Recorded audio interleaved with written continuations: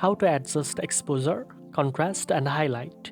First of all, open the app and select the photo you want to edit. Tap on Edit from the toolbar where you will find the basic adjustment tool. Start with exposure to control the overall brightness of your photo.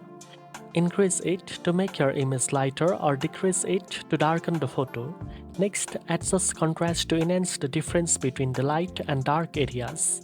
Increasing contrast makes your photo look more vibrant and defined, while decreasing it creates a softer, flatter effect.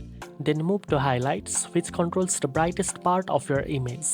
Lowering highlights can recover details in bright areas, while increasing them can make highlights stand out more. Now you know how to adjust exposure, contrast and highlights in Adobe Lightroom. If you found this video helpful, don't forget to like, share and subscribe for more editing and photo enhancement tips.